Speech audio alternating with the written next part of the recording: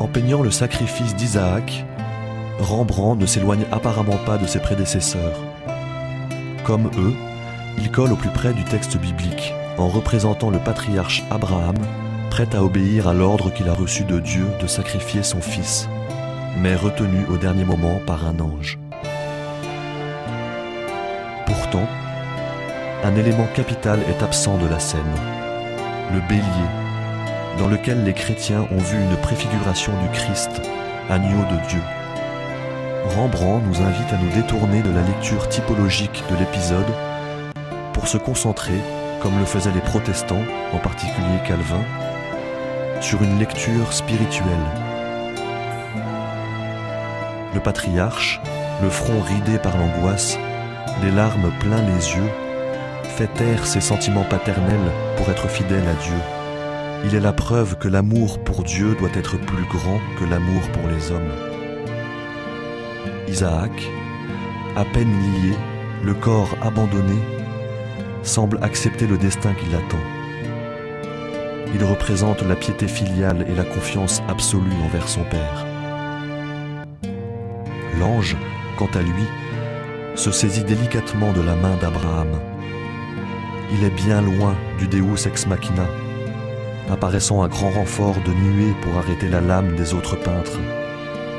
Dans un geste plein de douceur, il révèle la délicatesse de Dieu.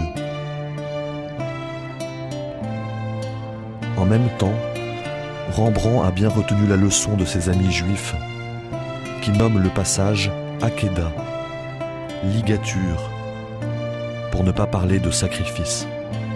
En effet, le couteau qui tombe de la main d'Abraham n'a rien de l'épée des autres représentations chrétiennes. C'est un couteau de sacrifice. En suspendant le geste d'Abraham, Dieu refuse désormais les sacrifices humains qui se pratiquaient en Canaan pour instaurer un nouveau rapport avec les hommes.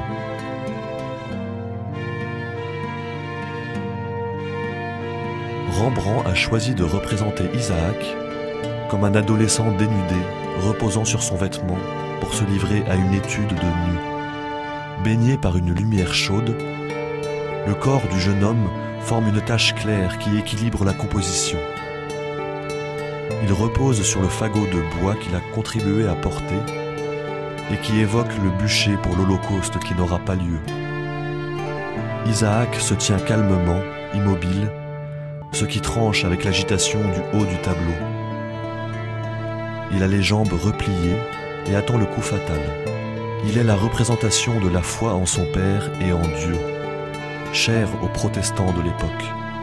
Le théologien Théodore de Bèze, dans sa tragédie française du sacrifice d'Abraham, 1576, montre le fils réconfortant son père et le poussant à accomplir son geste.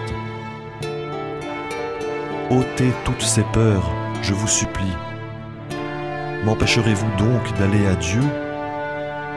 Ce courage remplit d'admiration le vieux patriarche qui ne peut s'empêcher de déclarer « Hélas, las, qui vit jamais en petit corps un esprit autant fort ? Hélas, mon fils, pardonne-moi ta mort. »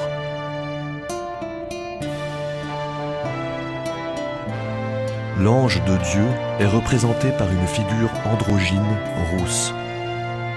Il est vêtu d'un somptueux habit flottant, donnant au peintre l'occasion de montrer sa virtuosité dans le traitement des tissus. Il retient la main d'Abraham avec un geste plein de douceur. De l'autre main, il fait un signe qui vaut parole et qui exprime l'ordre divin d'arrêter le sacrifice. Le mouvement est très expressif et permet aisément de reconstruire les paroles divines que la peinture ne peut faire entendre. Cette douceur générale est renforcée par le choix de l'éclairage. L'ange semble accompagner la douce clarté au ton chaud qui vient du coin supérieur gauche et qui pourrait être la lumière divine.